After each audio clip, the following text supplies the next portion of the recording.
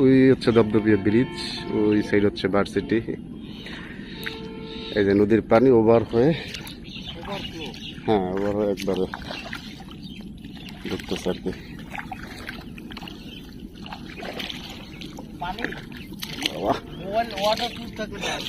ওই পয়েন্টটা আর কি যাবো এরকমটাই, যার কারণে কাদা হোক যাই হোক জুতো হাতে নিয়েই রওনা দিলাম, কাদা টাদা মাইকা। মানে আমরাও আসলাম আর ওই পানিও মানে জোয়ার আসা শুরু করছে। এই যে দেখেন অনেক পানি ঢুকতেছে।